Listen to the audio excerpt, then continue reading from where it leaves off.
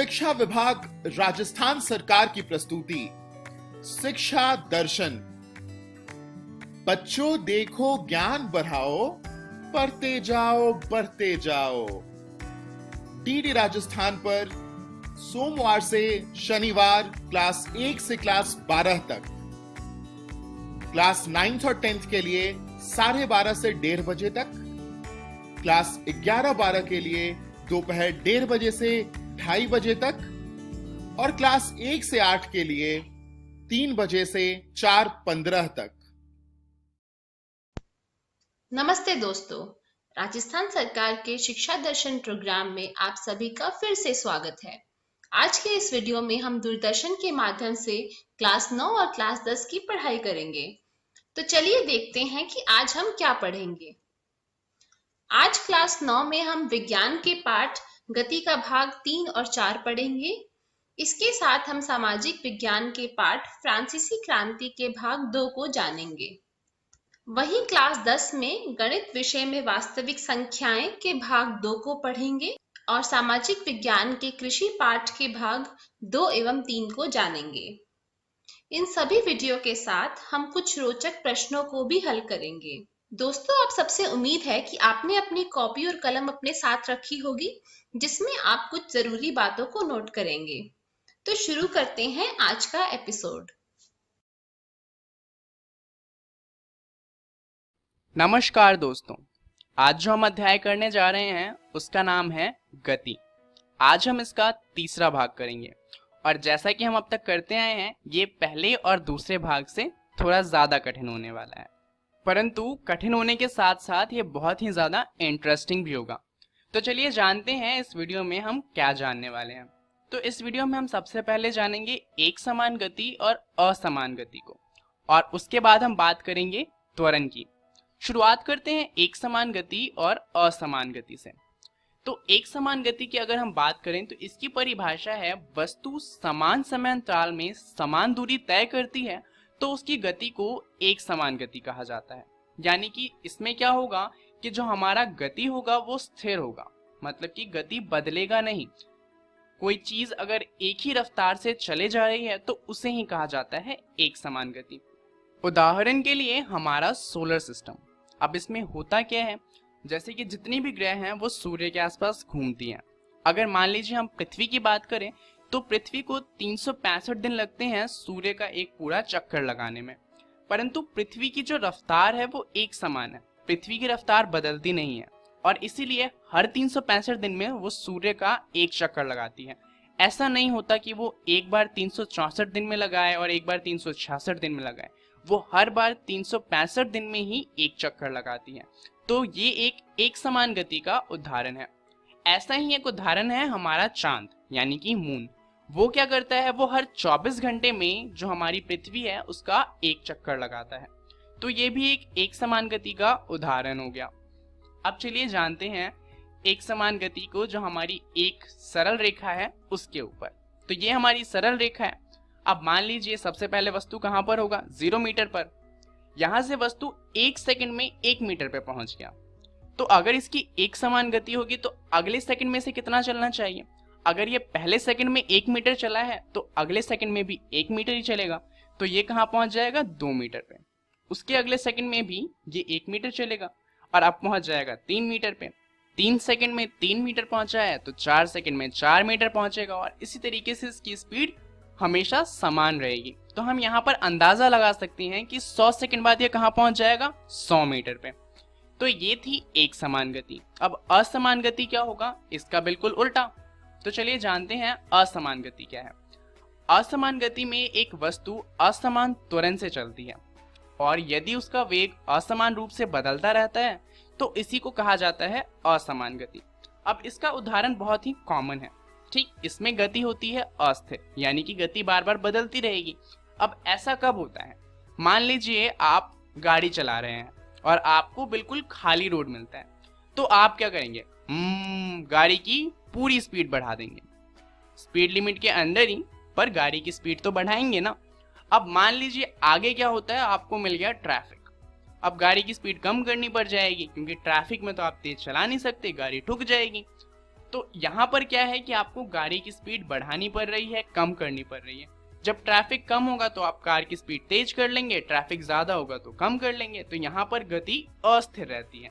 तो इस तरह की जो गति होती है जहाँ पर बार बार गति बदलती रहती है उसे ही कहा जाता है असमान गति। चलिए एक बार इसे सरल रेखा पर भी देख लेते हैं। तो सरल रेखा पर क्या होगा कि जो हमारी मान लीजिए ऑब्जेक्ट कहाँ पर है 0 मीटर पे, अब यहाँ पर ये पहले सेकंड में जाता है 2 मीटर, तो पहले सेकंड में कितना ट्रेवल किया 2 मीटर का, अगले सेकंड में ये आधा मीटर चलता है और उसके अगले सेकंड में ये बहुत आगे चला जाता है 8 मीटर पे।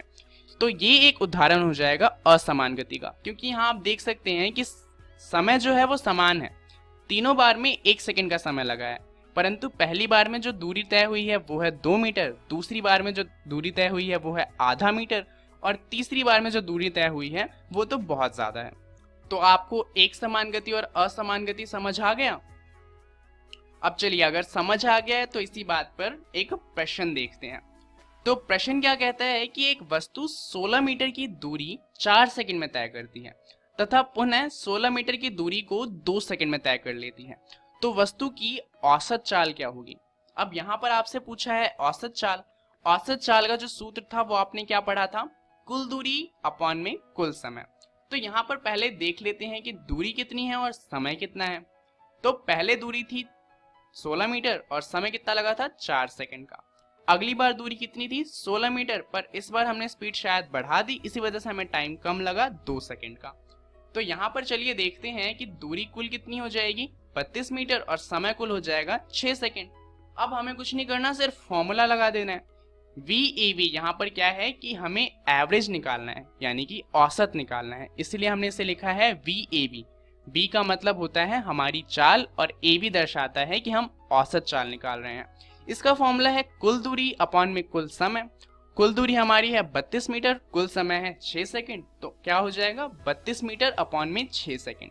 यहाँ आप देख सकते हैं जो हमारी दूरी है वो मीटर में है और समय सेकंड में, तो इसका यूनिट क्या बनेगा मीटर पर सेकंड, और यूनिट लिखना नहीं भूलना क्योंकि नंबर कट जाते हैं। तो यहाँ पर हमारा उत्तर क्या आ जाएगा 5.33 मीटर पर सेकंड, और ये हमारा सही उत्तर होगा। चलिए देखते हैं अब त्वरण को कि आखिर त्वरण क्या होता है। दरअसल अब तक जो हम पढ़ रहे थे त्वरण इसी के बारे में सब है। त्वरण को हम A से बताते हैं, और क्योंकि ये एक सदिश मात्रक है इसलिए इसके ऊपर एक एरो लगाया जाता है। अब त्वरण सिर्फ असमान गति में होता है, तो यानी कि वेग में परिवर्तन होगा उसके अंदर त्वरण होगा, क्योंकि असमान गति में तो वेग हमेशा बदलती रहती है। तो यहाँ पर हम उसी की बात करेंगे कि मान लीजिए पहले आपके पास था एक खाली रास्ता और आपने गति को बढ़ा दी, और उसके बाद आपको मिला ट्रैफिक और आपने गति को धीमी कर दी। दरअसल त्वरण यही है, जब हम वेग में परिवर्तन करते हैं तो उसकी जो दर होती है उसे ही कहा जाता है त्वरण। वेग में परिवर्तन हुआ यानी कि असमान गति, और जिस दर से परिवर्तन हो रहा है उस दर को कहा जाता है त्वरण। चलिए समझते हैं कि इसका सूत्र क्या है और इसका यूनिट क्या है। तो त्वरण जो है वो क्या होता है, मान लीजिए पहले कोई कार थी जो u स्पीड से चल रही थी और बाद में वो चलने लगी v की स्पीड से, तो यहाँ पर हमारा जो वेग है वो बदल गया है और इसलिए यहाँ पर a का त्वरण होगा और इसमें कुछ समय भी लगेगा। मान लीजिए वो समय था t, तो यहाँ से जो हमारा त्वरण का सूत्र निकलेगा वो है त्वरण बराबर में v माइनस यू अपॉन में t। अब v क्या है, यहाँ पर v है हमारा अंतिम वेग जो बाद में हमारे कार की स्पीड हो गई थी, यानी कि जो बाद में हमारे कार की गति थी। u क्या है यहाँ पर, वो है प्रारंभिक वेग, यानी कि कार की शुरुआत में गति कितनी थी, और जो t है वो जो पूरा चेंज हुआ है उसमें कितना समय लगा है उसको दर्शाता है। तो हमारे त्वरण का फॉर्मूला क्या हुआ, त्वरण का सूत्र हो गया जो हमारा वेग है अंतिम वेग माइनस में प्रारंभिक वेग अपॉन में टाइम। तो आपको त्वरण का सूत्र समझ आ गया होगा। अब चलिए ये सवाल देख लेते हैं कि आखिर त्वरण जो है वो एक सदिश मात्रक क्यों है। तो यहाँ पर आप देख सकते हैं कि जो हमारा v है वो एक सदिश मात्रक है और u भी हमारा सदिश मात्रक है। तो टाइम सदिश हो या ना हो इससे कोई फर्क नहीं पड़ता। अगर एक सूत्र में एक भी ऐसा मात्रक है जो सदिश हो तो जो हमारा पूरा मात्रक होता है उसे हम सदिश कह सकते हैं। यहाँ पर तो दो दो वैल्यू सदिश हैं, इसलिए हमारा जो a होगा वो एक सदिश मात्रक बन जाएगा। चलिए अब समझते हैं कि इसकी यूनिट क्या है। तो यहाँ पर आप देखेंगे कि जो ऊपर वैल्यू लिखी है यानी कि अंतिम वेग और प्रारंभिक वेग, उन दोनों की यूनिट क्या है? Metre per second. और टाइम की यूनिट क्या होती है? सेकंड। तो मीटर पर सेकंड अपॉन में फिर से सेकंड आ गया, तो यहाँ पर 2 सेकंड हो जाएंगे और इसकी यूनिट बन जाएगी मीटर पर सेकंड स्क्वायर। अब यहाँ पर चलिए एक सवाल को देख लेते हैं। हमारा प्रारंभिक वेग है 2 मीटर पर सेकंड और अंतिम वेग है 10 मीटर पर सेकंड। यहाँ पर वेग में बदलाव हुआ है, तो कुछ त्वरण हुआ होगा और उसमें कुछ समय लगा होगा, तो टाइम मान लेते हैं 2 सेकंड का। तो अब हमें बताना है कि त्वरण कितना है। तो जाहिर सी बात है, सामने फॉर्मूला लिखा है, वैल्यू डालनी है, आंसर आ जाएगा। तो यहाँ पर हम a की वैल्यू डालेंगे।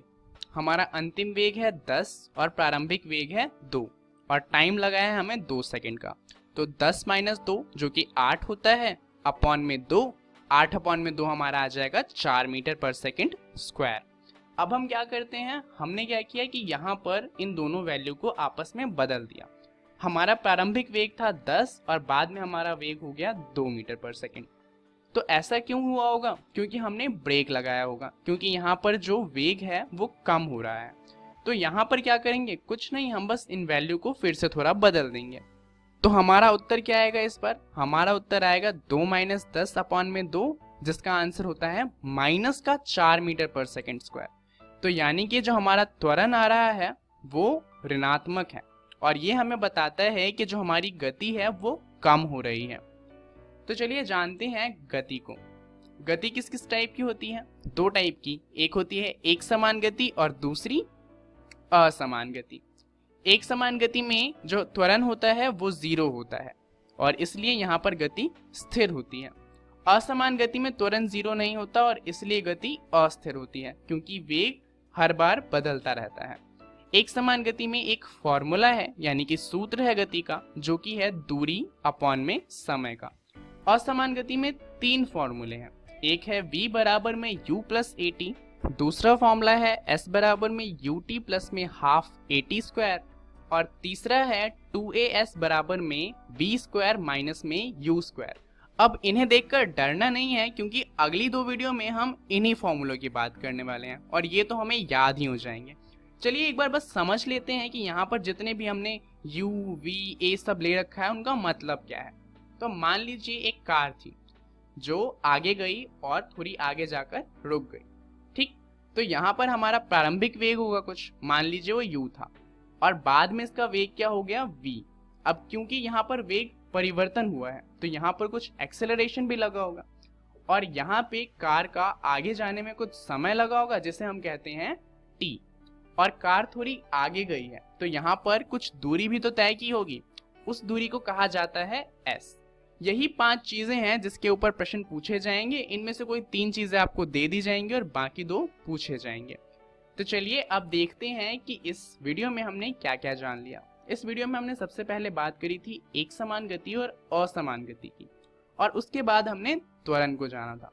इसके बारे में आप अपनी NCERT की किताब में गति वाले अध्याय में पढ़ लीजिएगा, जहां पर आपको पढ़ना है एक समान गति और असमान गति और वेग में परिवर्तन की दर। इसे जरूर पढ़िएगा जिससे आपको ये वीडियो ज्यादा अच्छे से समझ में आ जाए। अगली वीडियो में हम बात करेंगे गतिज समीकरण के बारे में, यानी कि यही 3 जो समीकरण जैसे हमने अभी देखा जो बहुत डरावने से लग रहे थे, उनको बड़े अच्छे से समझेंगे कि वो इतने आसान क्यों हैं। इस वीडियो के लिए इतना ही, धन्यवाद। Daily quiz. क्वेश्चन नंबर 1, एक समान गति में गति डैश होती है। ऑप्शन ए त्वरित, ऑप्शन बी अस्थिर, ऑप्शन सी स्थिर, ऑप्शन डी अत्वरित। क्वेश्चन नंबर 2, औसत चाल का सूत्र क्या है। ऑप्शन ए दूरी अपॉन में समय, option B u plus at, option C v square minus u square, option D कुल दूरी बटे में कुल समय। क्वेश्चन नंबर 3, त्वरण का SI मात्रक क्या है। Option A second, option B metre, option C metre पर सेकेंड, ऑप्शन डी मीटर पर सेकेंड स्क्वायर। क्वेश्चन नंबर 4, त्वरण का सूत्र क्या है? Option A v minus U बटे में t, ऑप्शन बी a बराबर में u माइनस वी बटे में t, ऑप्शन सी a बराबर v माइनस यू बटे में s, ऑप्शन डी इनमें से कोई नहीं। क्वेश्चन नंबर 5, वस्तु समान समय अंतराल में समान दूरी तय करती है तो उसकी गति को डैश कहते हैं। ए अस्थिर गति, बी एक समान गति, सी असमान गति, डी इनमें से कोई नहीं। सही उत्तर क्वेश्चन नंबर 1 सी, 2 डी, 3 डी, 4 ए, 5 बी। नमस्कार दोस्तों, आज जो हम अध्याय करने जा रहे हैं उसका नाम है गति। आज हम इसका चौथा भाग करेंगे। तो चलिए देखते हैं कि इस भाग में हम क्या जानने वाले हैं। तो सबसे पहले तो हम बात करेंगे गतिज समीकरण की। तो ये गतिज समीकरण क्या है?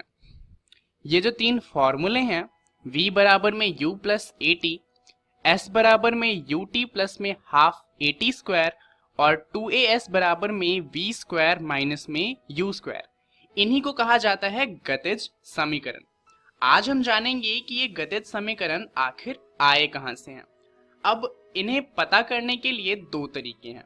एक तो है जहां पर हम इक्वेशंस का इस्तेमाल करते हैं और दूसरा है जहां पर हम ग्राफ का इस्तेमाल करते हैं। आपकी जो एनसीईआरटी की किताब है उसमें सिर्फ ग्राफ वाला बताया गया है। ऐसा इसलिए क्योंकि जो इक्वेशन वाला है, ग्राफ वाले में कहीं ना कहीं हम उन्हीं का इस्तेमाल करते हैं। तो यहाँ पर हम सबसे पहले समझेंगे कि आखिर किसी समीकरण से इन समीकरणों को कैसे निकाला जा सकता है। तो चलिए इन सब को समझने से पहले एक बार ध्यान दे लेते हैं कि आखिर v, u, s इन सब का मतलब क्या है। तो अगर कोई कार आगे की तरफ जा रही है और पहले उसका वेग u हो और बाद में उसका वेग v हो जाए, तो यहाँ पर कुछ त्वरण लगा होगा जिसे a कहा जाएगा। इसमें जो टाइम लगेगा उसे कहा जाएगा t और ये जो दूरी तय करेगा उसे कहा जाएगा s। अब आपको ये बात पता है, परंतु जो टीचर है जो आपका पेपर चेक करेगा उससे तो ये बात किसी ने बताई नहीं, तो उसे तो नहीं पता ही है। तो अगर आप उसे बताएंगे नहीं कि u का मतलब क्या है, a का मतलब क्या है, तो उसे कुछ भी समझ नहीं आएगा और वो क्या करेगा, काट देगा और आपको नंबर नहीं देगा। तो इसलिए आपको किसी भी समीकरण को निकालने से पहले सबसे पहले ये बताना है कि आप किस सिंबल का मतलब क्या लेकर चल रहे हैं। तो यहाँ हम सबसे पहले बताएंगे कि u का मतलब है वस्तु की प्रारंभिक गति, v का मतलब है वस्तु की अंतिम गति, a का मतलब है वस्तु का त्वरण, s का मतलब है वस्तु द्वारा तय की गई दूरी और t का मतलब है वस्तु द्वारा लिया गया समय। तो आपको जब भी समीकरण को सॉल्व करेंगे इन सिंबल का मतलब वहां पर पहले लिख देना है और इसके बाद आप समीकरण को शुरू कर सकते हैं। तो सबसे पहले हम पहला समीकरण निकालते हैं।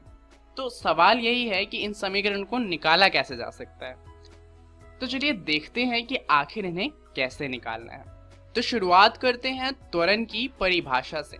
तो त्वरण की परिभाषा क्या थी?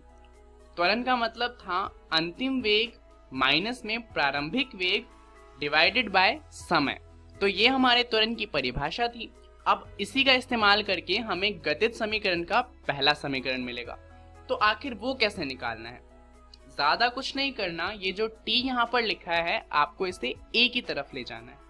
अब यहाँ पर t क्या हो रहा है? यहाँ पर वो भाग हो रहा है, तो a की तरफ जाएगा तो वो क्या हो जाएगा, मल्टीप्लाई। तो a के साथ गुना हो जाएगा और समीकरण कुछ कैसा बन जाएगा, at बराबर में v माइनस में u। अब आपको क्या करना है, ये जो u लिखा है इस तरफ, इसे भी at की तरफ ले जाइए।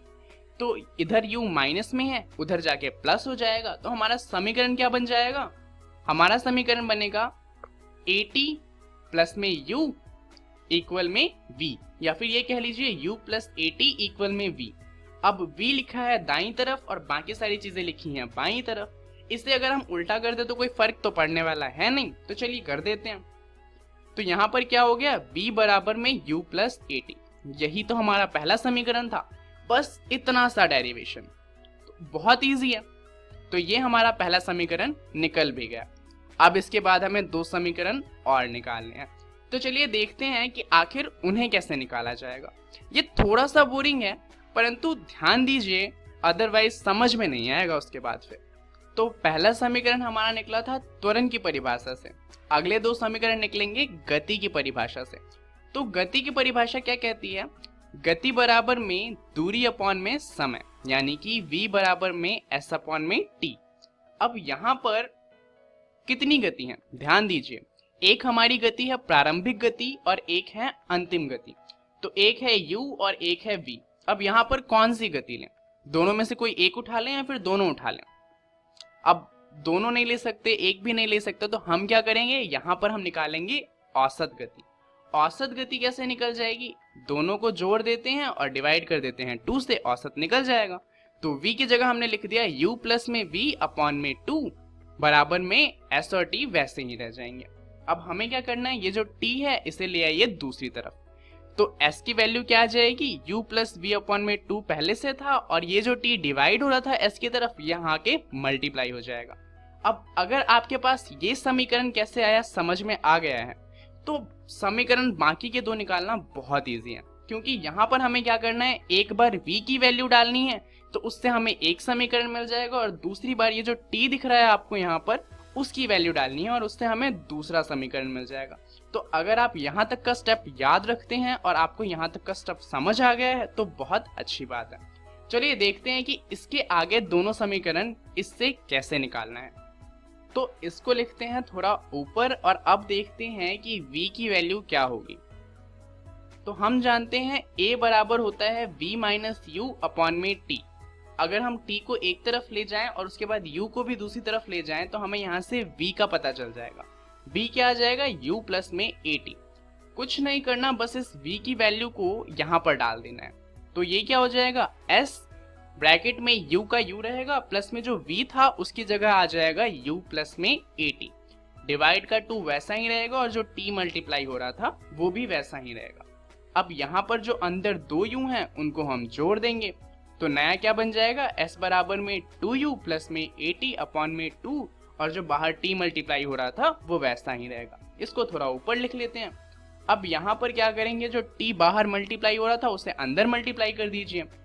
तो यहाँ पर क्या होगा, 2u के साथ जब t मल्टीप्लाई होगा तो आ जाएगा 2ut, और जब at के साथ t मल्टीप्लाई होगा तो क्योंकि यहाँ पर 2t हो जाएंगे तो हो जाएगा t स्क्वायर, अपॉन में आ जाएगा 2। अब यहाँ पर जो ये दोनों वैल्यू एक ही अपॉन 2 है, इसको 2 अलग अलग 2 के नीचे रख दीजिए। अब यहाँ पर कोई डिफरेंस तो इससे आएगा नहीं, पर हमें एक फायदा हो जाएगा कि इस वाले 2 से ये वाला 2 कट जाएगा। और अब हम इसे कुछ ऐसे लिख सकते हैं, s बराबर में ut प्लस में at स्क्वायर बाय 2।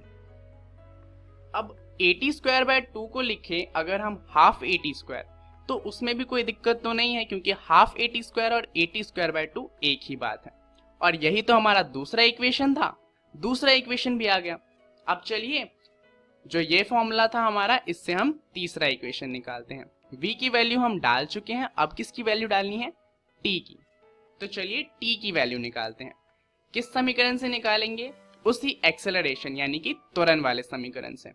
तो त्वरण का फॉर्मूला था v माइनस यू अपॉन में t। t को ले जाते हैं a की जगह पे और a को ले आते हैं t की जगह पे। तो t का क्या बन जाएगा, t बराबर में v माइनस यू अपॉन में a। अब इसी को हम डाल देंगे t की जगह पे, तो क्या हो जाएगा, s बराबर में u प्लस v अपॉन 2 तो वैसा ही रहेगा, मल्टीप्लाई में t की जो नई वैल्यू हमने निकाली है वो लिख देंगे, v माइनस यू अपॉन में a। अब ये जो नीचे के 2 और a हैं इसे हम ले जाएंगे s की तरफ, तो ये क्या हो जाएगा, 2as इक्वल में u प्लस v गुने में v माइनस यू। अब ये जो u प्लस v है, अगर हम इसे v प्लस यू लिखें तो भी कोई ज्यादा फर्क तो पड़ेगा नहीं, तो चलिए लिख देते हैं। अब इससे हमें फायदा क्या होगा, अगर आप इसे ध्यान से देखें तो ये कैसा दिख रहा है, ये दिख रहा है जैसे a प्लस बी गुने में a माइनस बी लिखा हो। तो a प्लस बी गुने में a माइनस बी क्या होता है, a square minus B square. तो उसी तरीके से v प्लस यू गुने में v माइनस यू क्या हो जाएगा, v square minus you square. लिख दीजिए। जैसे ही आप लिखेंगे आपको पता चलेगा कि हमारा तीसरा समीकरण भी आ गया। तीनों समीकरण हमने निकाल लिए। तो चलिए इसी खुशी में एक सवाल करते हैं। सवाल क्या है, विराम अवस्था में राहुल अपनी साइकिल को चलाना शुरू करता है। मतलब क्या हुआ कि प्रारंभिक गति कितनी है, 0, क्योंकि अभी अभी चलाना शुरू किया है, और 30 सेकंड में 6 मीटर पर सेकंड का वेग प्राप्त कर लेता है। उसके बाद क्या होता है, वह इस प्रकार से ब्रेक लगाता है कि साइकिल का वेग अगले 5 सेकंड में कम होकर 4 मीटर पर सेकंड हो जाता है। तो दोनों स्थितियों में साइकिल के त्वरण की गणना करनी है। तो पहले हमें बताया गया है कि 30 सेकंड में 6 मीटर पर सेकंड की गति हो जाती है, और फिर बताया हुआ है कि अगले 5 सेकंड में 6 मीटर से कम होकर 4 मीटर रह जाती है। तो दोनों ही केस में हमें त्वरण बताना है। तो सबसे पहले हम लिख लेते हैं कि हमें पता क्या है। अब जाहिर सी बात है, यहाँ पर दो स्थितियां हैं। पहले जब विराम अवस्था से 6 मीटर की गति प्राप्त करी, और दूसरा जब 6 मीटर से 4 मीटर की गति हो गई। तो दोनों को अलग अलग सॉल्व करेंगे। पहली स्थिति में क्या था, प्रारंभिक वेग था हमारा 0, क्योंकि अभी अभी साइकिल चलना शुरू हुई थी, और हमारा अंतिम वेग क्या था, 6 मीटर पर सेकंड। समय लगा था 30 सेकंड का। यहाँ पर हमारा त्वरण का फॉर्मूला है v - u/t। कुछ नहीं करना, बस वैल्यू डाल देनी है। वैल्यू डालेंगे 6 मीटर पर सेकंड, माइनस में 0 मीटर पर सेकंड, अपॉन में 30 सेकंड। तो यहाँ पर हमारा वैल्यू आएगा 6/30, ऊपर है मीटर पर सेकंड और नीचे है सेकंड। तो टोटल यूनिट क्या बन जाएगी, मीटर पर सेकंड स्क्वायर। तो हमारा एक्सेलरेशन कितना आ गया। एक्सेलरेशन इंग्लिश में त्वरण को कहा जाता है। तो एक्सेलरेशन और त्वरण एक ही बात है, और हमारा त्वरण आ गया 0.2 मीटर पर सेकंड स्क्वायर। तो ये हमारा पहले केस का त्वरण है, जब गति बढ़ाई गई थी। अब देखते हैं दूसरे केस में क्या हुआ था। दूसरी अवस्था में प्रारंभिक वेग क्या हो जाएगा। इस बार प्रारंभिक वेग हो जाएगा 6 मीटर पर सेकंड, और अंतिम वेग हो जाएगा 4 मीटर पर सेकंड, क्योंकि 6 मीटर से साइकिल पहले ही चल रही थी और बाद में ब्रेक लगा था, तो 4 मीटर आ गई थी। टाइम लगा था 5 सेकंड का। फिर से फॉर्मूले में वैल्यू डालेंगे। वैल्यू डालने पे हमें पता चलेगा कि आंसर आया -2/5। सॉल्व करेंगे तो आ जाएगा माइनस में 0.4 metre per second square. Minus हमें बता रहा है कि गति कम हो रही है। तो इस वीडियो में हमने जाना गतिज समीकरण के बारे में। अब इसके बारे में आप अपनी एनसीईआरटी की किताब में पढ़ लीजिएगा, और इस समीकरण से जितने भी सवाल आप सॉल्व कर सकते हैं उन्हें सॉल्व करने की कोशिश कीजिएगा। अगली वीडियो में हम बात करेंगे ग्राफ की, जो कि बहुत ही इंपॉर्टेंट है। तो इसके बारे में आप जरूर पढ़ के आइएगा। इस वीडियो के लिए इतना ही। धन्यवाद। Daily quiz. Question number 1, U किसे दर्शाता है। ऑप्शन ए, वस्तु की प्रारंभिक गति। ऑप्शन बी, वस्तु की अंतिम गति। ऑप्शन सी, वस्तु का त्वरण। ऑप्शन डी, वस्तु द्वारा तय की गई दूरी। क्वेश्चन नंबर 2, एक समान गति के लिए गति का सूत्र क्या है। ऑप्शन ए, b बराबर s बटे में t। ऑप्शन बी, b बराबर s गुने में t। ऑप्शन सी, b बराबर u प्लस में at। और ऑप्शन डी, इनमें से कोई नहीं। क्वेश्चन नंबर 3, असमान गति के लिए गति का सूत्र क्या है। ऑप्शन ए, b बराबर में s बटे में t। ऑप्शन बी, b बराबर s गुने में t। ऑप्शन सी, b बराबर u प्लस में at। ऑप्शन डी, इनमें से कोई नहीं। क्वेश्चन नंबर 4, s किसे दर्शाता है। ऑप्शन ए, वस्तु की प्रारंभिक गति। ऑप्शन बी, वस्तु की अंतिम गति। सी, वस्तु द्वारा तय की गई दूरी। ऑप्शन डी, वस्तु का त्वरण। क्वेश्चन नंबर 5, कोई वस्तु अगर 10 सेकंड में 20 मीटर पर सेकंड का वेग प्राप्त करती है तो त्वरण कितना होगा। Option A, 10 metre per second square. Option B, 2 metre per second square. Option C, 30 metre per second square. Option D, 4 metre per second square. सही उत्तर question number 1 A, question number 2 A, question number 3 C, question number 4 C, question number 5 B. Hello दोस्तों, तो कैसे हैं आप। आज हम पढ़ेंगे फ्रांसीसी क्रांति। इस वीडियो में हम फ्रांस राजशाही को समाप्त करता है और एक गणतंत्र राज्य बनता है। महिलाओं के पास क्रांति थी और दासता की उन्मूलन पढ़ेंगे। दोस्तों, फ्रांस में अभी भी स्थिति तनावपूर्ण थी। लुई 16 ने संविधान पर हस्ताक्षर कर दिए। हालांकि उन्होंने संविधान पर हस्ताक्षर कर दिए, लेकिन उन्होंने प्रशिया के राजा के साथ गुप्त वार्ता में प्रवेश किया। लुई 16 बाकी राजाओं के पास गए और उन्होंने उन्हें फ्रांस पे अटैक करने के लिए बोला। तो अन्य पड़ोसी के शासकों ने 1789 की गर्मियों से वहां होने वाली घटनाओं को कम करने के लिए सेना भेजने की योजना बनाई, लेकिन ऐसा करने से पहले राष्ट्रीय असेंबली ने अप्रैल 1792 में प्रशिया और ऑस्ट्रिया के खिलाफ युद्ध की घोषणा कर दी। ऐसा होने से पहले नेशनल असेंबली ने प्रशिया और ऑस्ट्रिया के खिलाफ युद्ध की घोषणा करने के लिए मतदान किया। हजारों स्वयंसेवकों ने सेना में शामिल होने का फैसला किया। उनके द्वारा गाए गए देशभक्ति गीतों में से मार्सेल्स एक थे। मार्सेल्स अब फ्रांस का राष्ट्रीय गान है। क्रांतिकारियों ने युद्ध के नुकसान और आर्थिक कठिनाइयों को देखा। जब मैन बाहर फाइट या वॉर करने के लिए गए, जो वहां की महिलाएं थी, उन्होंने घर का काम संभाला और नौकरी भी की। दोस्तों, अब हम देखेंगे फ्रांस राजशाही को समाप्त करने के अंदर राजनीतिक क्लब की क्या महत्वपूर्ण योगदान था। राजनीतिक क्लब लोगों के लिए एक महत्वपूर्ण रैली स्थल बन गया। इन क्लबों में से सबसे सफल जैकोबियन क्लब था। जैकोबियन क्लब के सदस्य मुख्य रूप से समाज के कम समृद्ध वर्गों से संबंधित थे। उनके पास एक वर्दी थी जो समान प्रकार की थी। इनके जो लीडर थे, यानी इनके नेता, वो थे मैक्सिमिलियन रॉबेस्पियर। 1792 में जैकोबियंस ने बड़ी संख्या में पैरिसियों के विद्रोह की योजना बनाई थी, क्योंकि जो कम आपूर्ति और भोजन की उच्च कीमतों की वजह से उनको बहुत प्रॉब्लम्स हो रही थी और वे इससे बहुत नाराज थे। फाइनली चुनाव हुए। अब से इस वर्ष और उनसे अधिक के सभी पुरुषों के लिए धन की परवाह किए बिना वोट देने का उन्हें अधिकार मिला। नव निर्वाचित विधानसभा को कन्वेंशन कहा जाता था। सितंबर 1972 को इसने राजशाही को खत्म कर दिया और फ्रांस को गणतंत्र घोषित कर दिया। और इसी दौरान लुई 16 का एग्जीक्यूशन भी हो गया, यानी उन्हें पुलिस से लटका दिया गया। दोस्तों, अब हम बात करेंगे गैलेटिन की। गैलेटिन क्या था?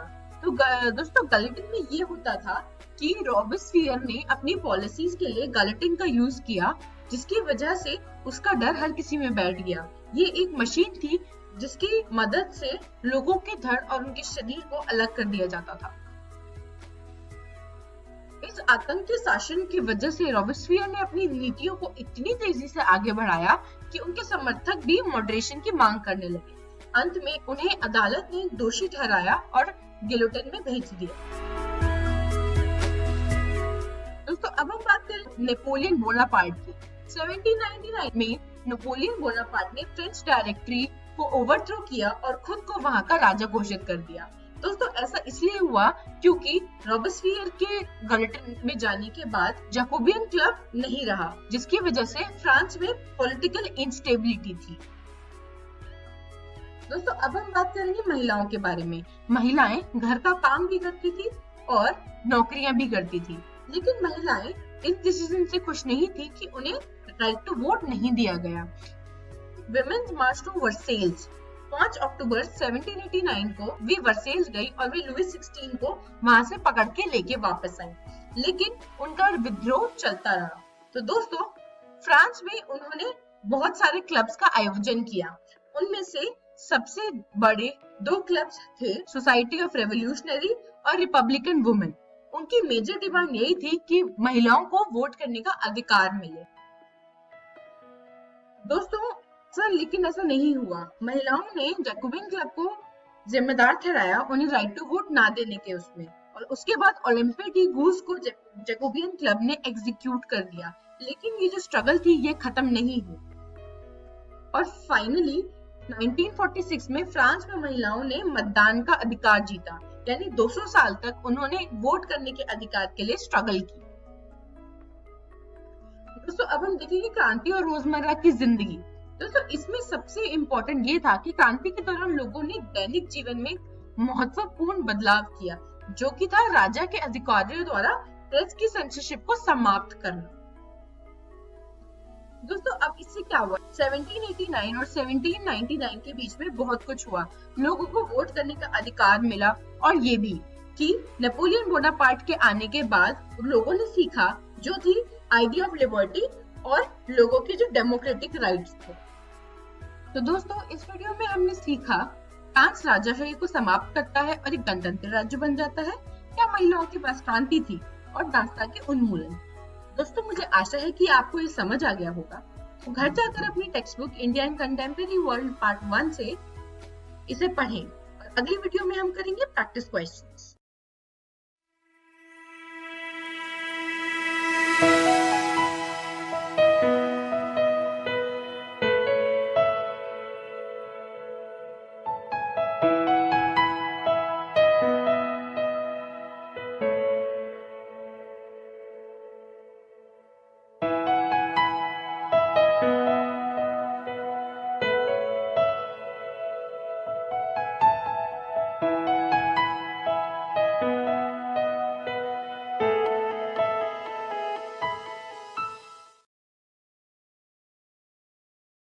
नमस्कार दोस्तों, आज की इस वीडियो में हम पढ़ेंगे वास्तविक संख्याएं, जिसको इंग्लिश में रियल नंबर्स कहते हैं। तो चलिए इस चैप्टर का भाग 2 पढ़ते हैं। इस वीडियो में हम पढ़ेंगे अंकगणित की आधारभूत प्रमेय, भाज्य संख्या की परिभाषा, HCF तथा LCM। प्रमेय 1.2 यानी कि अंकगणित की आधारभूत प्रमेय। प्रत्येक भाज्य संख्या को अभाज्य संख्याओं के एक गुणनफल के रूप में व्यक्त यानी गुणनखंडित किया जा सकता है, तथा यह गुणनखंड अभाज्य गुणनखंडों के आने वाले क्रम के बिना अद्वितीय होता है। तो इसका अर्थ क्या है? इसका अर्थ है किसी भाज्य संख्या को अगर हम गुणनखंडित करें यानी उसके अभाज्य संख्याओं के गुणनफल के रूप में व्यक्त करें, तो ये अभाज्य संख्याओं का गुणनफल अद्वितीय होता है। यानी जैसे 6 का गुणनखंडित करें हम तो 2 गुने में 3, तो 6 को गुणनखंडित करने पर हर बार 2 गुने में 3 ही आएगा। एक प्राकृतिक संख्या का अभाज्य गुणनखंडन उसके गुणनखंडों के क्रम को छोड़ते हुए अद्वितीय होता है। यानी किसी प्राकृतिक संख्या का भी अभाज्य गुणनखंड अद्वितीय होता है। चलिए अब देखते हैं इस प्रमेय में प्रयोग होने वाले भाज्य संख्या की परिभाषा। भाज्य संख्या ऐसी संख्याएं जो एक और स्वयं के अलावा भी किसी दूसरी संख्या से विभाज्य हो जाए, ऐसी संख्याएं भाज्य संख्याएं कहलाती हैं। जैसे प्रथम कुछ भाज्य संख्याएं हैं 4, 6, 8, 9, 10, 12, 14, 15 तथा 16 एंड सो। जैसे 4 को हम लिख सकते हैं 2 गुने में 2, यानी 4 1 से तो विभाजित होती है और 4 से विभाजित होती है, और 1 और 4 के अलावा 4 2 से भी विभाजित होती है। इसी प्रकार 6 बराबर में 2 गुने 3, 6 1 तथा 6 के अलावा भी 2 अन्य संख्याओं से विभाजित होती है, जो कि है 2 तथा 3। तो ऐसी संख्याएं भाज्य संख्याएं कहलाती हैं। चलिए प्रश्न देखते हैं। संख्याओं 26 और 91 के अभाज्य गुणनखंडन विधि से HCF और LCM ज्ञात कीजिए। तो चलिए दोस्तों इस प्रश्न का हल निकालते हैं। सबसे पहले हमने 26 का अभाज्य गुणनखंड किया, जो है 2 गुने में 13। इसके बाद हम 91 का अभाज्य गुणनखंड करेंगे, वो है 7 गुने में 13। अब इन दोनों में ही 13 जो है वो सामान्य है, यानी कॉमन है। तो HCF जो है 26 और 91 का, वो हो जाएगा 13, तथा LCM होगा 26 और 91 का, 2 गुने में 13 गुने में 7। चलिए देखते हैं कैसे आया।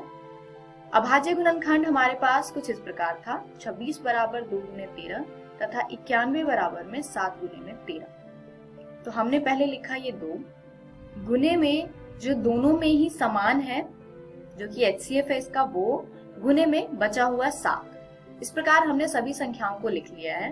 बस जो सामान्य है यानी कॉमन संख्याएं जो है उसको एक बार लिखना है। इस सबको गुना करने पर 182 आता है। तो 182 LCM है 26 तथा 91। ध्यान दीजिए 26 तथा 91 का HCF बराबर है 13, यानी संख्याओं में प्रत्येक उभयनिष्ठ अभाज्य गुणनखंड की सबसे छोटी घात का गुणनफल। इसी प्रकार LCM 26 और 91 का है 2 गुने में 7 गुने में 13, जो कि बराबर है 182 के। वो क्या है? वो है संख्याओं में संबंध प्रत्येक अभाज्य गुणनखंड की सबसे बड़ी घात का गुणनफल। यानी HCF होता है जो उभयनिष्ठ अभाज्य गुणनखंड है तथा LCM होता है प्रत्येक अभाज्य गुणनखंड की सबसे बड़ी घात का गुणनफल। अगला प्रश्न देखते हैं। संख्याओं 12, 15 और 21 के अभाज्य गुणनखंडन विधि से HCF और LCM ज्ञात कीजिए। चलिए हल देखते हैं। 12 का अभाज्य गुणनखंड है 2 गुने में 2 गुने में 3। 15 का अभाज्य गुणनखंड है 3 गुने में 5 तथा 21 का अभाज्य गुणनखंड होगा 3 गुने में 7। अब आप देख सकते हैं कि तीनों में ही 3 उभयनिष्ठ है, यानी HCF 12, 15, 21 का होगा 3। चलिए LCM देखते हैं। LCM के लिए हमने तीनों संख्याओं का अभाज्य गुणनखंड लिख लिया है। तो LCM आएगा 2 गुने में 2 गुने में 3 गुने में 5 गुने में 7, जो कि आएगा 420। इसमें हमने क्या किया है? 2, फिर ये 2 हमने लिखा है, 3 जो तीनों में ही कॉमन है यानी उभयनिष्ठ है उसको एक बार लिखा है, 5 की सबसे बड़ी घात 1 है यानी एक बार 5 आया है तो 5 लिखा है, गुने में 7, 7 भी सिर्फ एक बार आया है तो हमने 7 लिखा है। तो आप देख सकते हैं इसमें 12 में 2 की सबसे बड़ी घात 2 है तो हमने 2 को 2 बार लिखा है। गुने में 3 की सबसे बड़ी घात 1 है तो हमने 1 बार लिखा है गुने में। 5 की सबसे बड़ी घात 1 है तो 5 भी 1 बार लिखा है तथा 7 की सबसे बड़ी घात 1 है तो 7 को भी 1 बार लिखा है। इस प्रकार LCM का मान आया है 420। चलिए देखते हैं 2 धनात्मक पूर्णांकों A और B तथा उसके HCF और LCM के बीच में संबंध। किन्हीं 2 धनात्मक पूर्णांकों A और B के लिए A और B का HCF गुने में A और B का LCM बराबर होता है A गुने में B। तो यह एक सूत्र है जिसको आप अपनी नोटबुक में लिख लीजिए। इस सूत्र पर आधारित एक प्रश्न देखते हैं। 306 तथा 657 का HCF 9 दिया है तथा हमें ज्ञात करना है 306 तथा 657 का LCM। तो इस प्रश्न में हमें दोनों संख्याएं दी हुई है तथा दोनों संख्याओं का HCF दिया हुआ है, हमें इसका LCM निकालना है। तो इसका सॉल्यूशन देखते हैं। हम इसमें सूत्र का प्रयोग करेंगे जो सूत्र हमने पिछली स्लाइड में किया था, जो है HCF ऑफ A और B गुने में LCM ऑफ A और B बराबर में A गुने में B।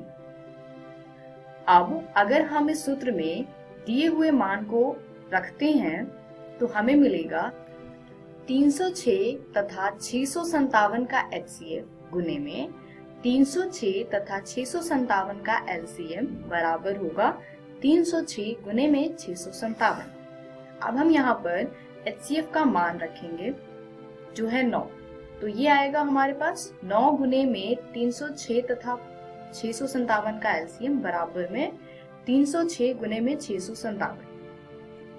यहाँ हम सॉल्व करेंगे इसको आगे तो हमें प्राप्त होगा दोनों संख्याओं का LCM बराबर में 306 गुने में 657 बटे में 9।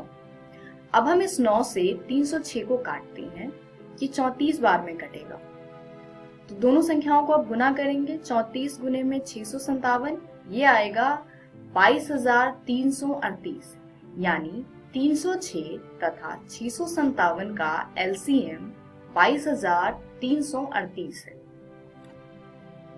तो इस वीडियो में हमने आज सीखा अंकगणित की आधारभूत प्रमेय, भाज्य संख्या की परिभाषा, HCF तथा LCM।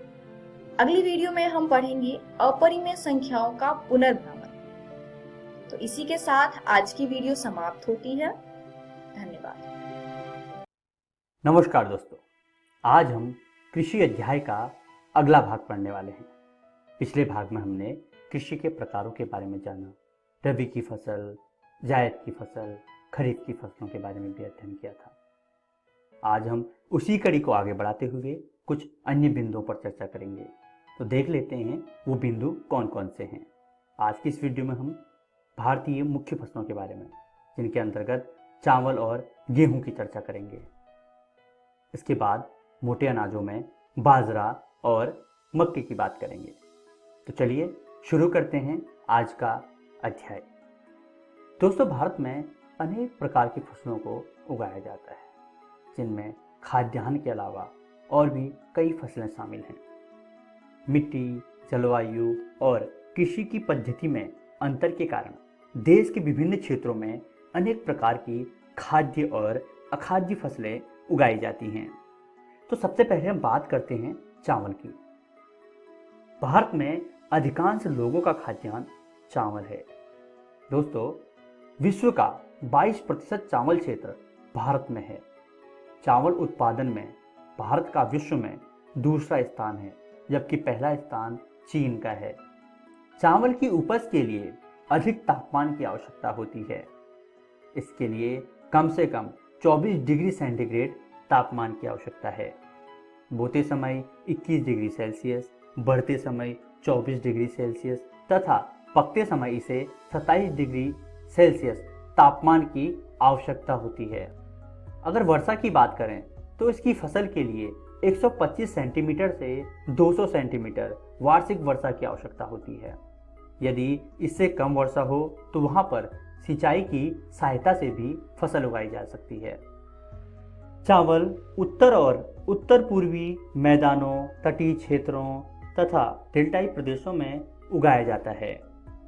इसके अलावा नदियों और नहरों के जाल एवं नलकूपों की सघनता के कारण उत्तर प्रदेश, पश्चिम बंगाल, पंजाब तथा हरियाणा में चावल की खेती प्रचुर मात्रा में की जाती है।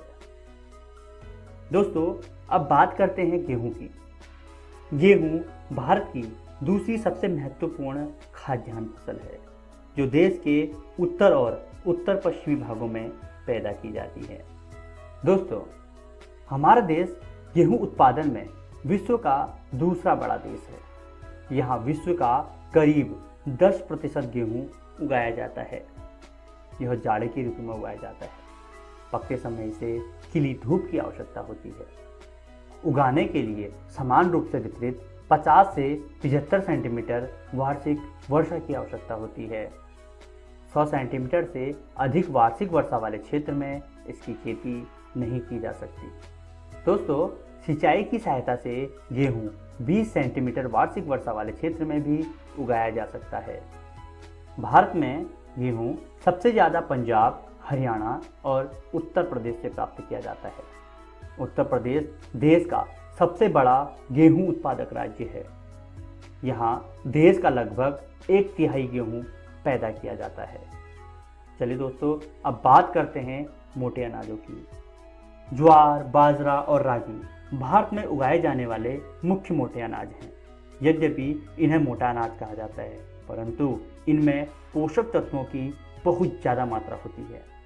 जैसे रागी में प्रचुर मात्रा में लोहा, कैल्शियम, सूक्ष्म पोषक और भूसी मिलती है। तो सबसे पहले बात करते हैं ज्वार की। दोस्तों, क्षेत्रफल और उत्पादन की दृष्टि से ज्वार देश की तीसरी महत्वपूर्ण खाद्यान्न फसल है। यह वर्षा पर निर्भर कृषि है। इसमें सिंचाई की व्यवस्था उपलब्ध नहीं होती। इसका सबसे बड़ा उत्पादक राज्य महाराष्ट्र है, जो कि 51% ज्वार पैदा करता है। कर्नाटक, आंध्र प्रदेश और मध्य प्रदेश इसके अन्य उत्पादक राज्य हैं। इसके बाद बात करते हैं बाजरे की। दोस्तों, बाजरा जो कि भारत की कुल कृषि भूमि के 7% भूमि पर उगाया जाता है। यह निर्धन लोगों के लिए पशुओं का प्रमुख आहार है। यह बलुआ और उथली काली मिट्टी पर उगाया जाता है। दोस्तों, बाजरे का सबसे बड़ा उत्पादक राज्य है राजस्थान। इसके अलावा उत्तर प्रदेश, महाराष्ट्र, गुजरात और हरियाणा इसके अन्य उत्पादक राज्य हैं। आइए अब बात कर लेते हैं मक्के की। मक्का एक ऐसी फसल है जो खाद्यान्न व चारा दोनों रूप में प्रयोग में लाया जाता है। यह एक खरीफ की फसल है। इसे 21 से 27 डिग्री तापमान तथा 75 सेंटीमीटर वर्षा की आवश्यकता होती है। इसके लिए जलोढ़ मिट्टी ज़्यादा उपयुक्त मानी जाती है। यह भारत के 3.6% कृषिगत भूमि पर उगाया जाता है। कर्नाटक, उत्तर प्रदेश, बिहार और आंध्र प्रदेश इसके मुख्य उत्पादक क्षेत्र हैं। दोस्तों, बात करते हैं रागी की। यह लाल, काली, बलुआ, दोमट और उथली काली मिट्टी पर अच्छी तरह उगाया जाता है। कर्नाटक इसका सबसे बड़ा उत्पादक राज्य है। कर्नाटक के बाद तमिलनाडु रागी उत्पादन में दूसरे स्थान पर है। चलिए दोस्तों, अब देख लेते हैं आज की इस वीडियो में हमने क्या क्या सीखा। आज हमने भारतीय मुख्य फसलों में चावल और गेहूं का अध्ययन करते हुए मोटे अनाजों में बाजरा, मक्का, रागी और ज्वार के बारे में भी अध्ययन किया। अगली वीडियो में हम इसी अध्याय का अगला भाग पढ़ेंगे। इसके अंतर्गत दालें, गन्ना, तिलहन और चाय के बारे में अध्ययन करते हुए बागवानी फसलें, अखाद्य फसल रबड़ तथा रेशेदार फसलों में कपास और जूट के बारे में अध्ययन करेंगे। आशा करते हैं आपको यह वीडियो बहुत पसंद आई होगी। धन्यवाद। पढ़ने वाले हैं। पिछले अध्याय में हमने कृषि के बारे में जानते हुए उसके प्रकारों का अध्ययन किया और भारत की मुख्य फसलों का भी अध्ययन किया। आज हम उसी कड़ी को आगे बढ़ाते हुए भारत में दालें, गन्ना, तिलहन और चाय के बारे में चर्चा करेंगे। इसके बाद बागवानी फसलें, अखाद्य फसल रबड़, रेशेदार फसलें जिनमें कपास और जूट का अध्ययन करेंगे। तो चलिए शुरू करते हैं। दोस्तों, भारत विश्व में दालों का सबसे बड़ा उत्पादक तथा उपभोक्ता देश है। शाकाहारी खाने में दालें सबसे अधिक प्रोटीनदायक होती हैं, अर्थात शाकाहारी भोजन के लिए हमारे प्रोटीन का स्रोत होती हैं दालें। दोस्तों, भारत में अरहर, उड़द, मूंग, मसूर, मटर और चना मुख्य दलहनी फसलें हैं। दालों को कम नमी की आवश्यकता होती है, अतः इन्हें शुष्क परिस्थितियों में ही उगाया जा सकता है। दालें खरीफ तथा रबी दोनों ही ऋतुओं में उगाई जाती हैं। भारत में मध्य प्रदेश, उत्तर प्रदेश, राजस्थान, महाराष्ट्र और कर्नाटक दाल के मुख्य उत्पादक राज्य हैं। दालों के बाद बात करते हैं गन्ने की। गन्ना एक उष्ण और उपोष्ण कटिबंधीय फसल है। यह बांस की प्रजाति का एक पौधा है। इससे मीठा रस निकाला जाता है। इससे गुड़ और चीनी निकाली जाती है। ब्राज़ील के बाद भारत विश्व में गन्ने का दूसरा सबसे बड़ा उत्पादक देश है। दोस्तों, गन्ना 21 से 27 डिग्री तापमान और 75 से 60 सेंटीमीटर वार्षिक वर्षा वाले क्षेत्र में बोया जाता है। इसकी खेती में काफ़ी मात्रा में खाद की ज़रूरत होती है। इसकी कृषि के लिए उत्तर भारत की तुलना में दक्षिण भारत में अधिक अनुकूल परिस्थितियां हैं। चलिए दोस्तों, बात करते हैं तिलहन की। दोस्तों, भारत विश्व में तिलहन के उत्पादन में सबसे बड़ा देश है। देश में कुल बोए गए क्षेत्र के 12% भाग पर कई तिलहन की फसलें उगाई जाती हैं। मूंगफली, सरसों, नारियल, तिल और सोयाबीन तथा सूरजमुखी तिलहन की प्रमुख फसलें हैं। इनमें से अधिकतर खाद्य हैं और खाना बनाने में प्रयोग में लाए जाते हैं तथा कुछ फसलों को उद्योगों में कच्चे माल के रूप में प्रयोग में लाया जाता है। दोस्तों, मूंगफली तिलहन की एक मुख्य फसल है। देश में मुख्य तिलहनों के उत्पादन का आधा भाग इसी फसल से प्राप्त किया जाता है। मूंगफली उत्पादन में भारत विश्व का दूसरा बड़ा देश है। आंध्र प्रदेश इसके उत्पादन में भारत में पहला राज्य है। मूंगफली के बाद बात करते हैं चाय की। चाय की खेती रोपण कृषि का एक उदाहरण है। यह एक महत्वपूर्ण पेय पदार्थ है। इसकी पत्तियों को सुखाकर चाय बनाई जाती है। इसके लिए प्रचुर मात्रा में सस्ता और कुशल श्रम चाहिए। चाय उत्पादन में भारत का विश्व में दूसरा स्थान है। भारत में सबसे ज़्यादा चाय असम में उत्पादित की जाती है। दोस्तों, सर्वप्रथम अंग्रेजों ने इसकी कृषि को ब्रह्मपुत्र की घाटी में 1840 में आरंभ किया था। इसके लिए 25 से 30 डिग्री तापमान तथा 200 से 250 सेंटीमीटर वर्षा की आवश्यकता है।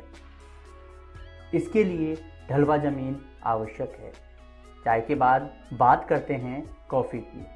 भारत विश्व की लगभग 4% कॉफ़ी का उत्पादन करता है। भारतीय कॉफ़ी अपनी गुणवत्ता के लिए विश्वविख्यात है। भारत में लगभग सभी कॉफ़ी दक्षिण में उगाई जाती है। कॉफ़ी उत्पादन में कर्नाटक भारत का सबसे बड़ा राज्य है। यहाँ भारत की 70% कॉफ़ी उत्पादित की जाती है। दोस्तों, कॉफ़ी की 3 प्रमुख किस्में हैं: अरेबिका, लिबेरिका और रोबस्ता। भारत में उत्तम किस्म की अरेबिका कॉफ़ी उपजाई जाती है। भारत में यह सबसे पहले यमन से लाई गई थी। दोस्तों, अब बात करते हैं बागवानी फसलों की। भारत विश्व में सबसे अधिक फलों और सब्जियों का उत्पादन करता है। भारत उष्ण और शीतोष्ण कटिबंधीय दोनों प्रकार के फलों का उत्पादक है। आम के उत्पादन में भारत विश्व में अग्रणी है। यहाँ पर विभिन्न किस्म के आमों की खेती की जाती है। उत्तर प्रदेश, आंध्र प्रदेश, महाराष्ट्र, पश्चिम बंगाल तथा बिहार आम के लिए प्रसिद्ध हैं।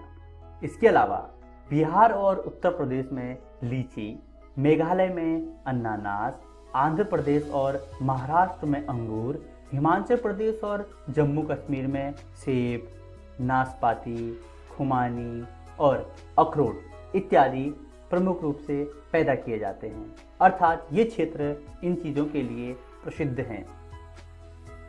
साथ ही केरल, तमिलनाडु, महाराष्ट्र और मिजोरम राज्यों में बड़े स्तर पर केले की कृषि होती है। बागवानी फसलों में काजू, काली मिर्च और नारियल भी महत्वपूर्ण है। भारत विश्व में काजू का सबसे बड़ा निर्यातक देश है। दोस्तों, भारत विश्व की लगभग 13% सब्जियों का उत्पादन करता है। भारत का मटर, फूलगोभी, प्याज, बंद गोभी, टमाटर, बैंगन और आलू उत्पादन में प्रमुख स्थान है। आइए दोस्तों, अब बात करते हैं अखाद्य फसल रबड़ की। रबड़ भूमध्य रेखीय क्षेत्र की फसल है, परंतु विशेष परिस्थितियों में उष्ण और उपोष्ण क्षेत्रों में भी उगाई जाती है। दोस्तों, प्राकृतिक रबड़ उत्पादन में भारत को विश्व में 5वां स्थान प्राप्त है।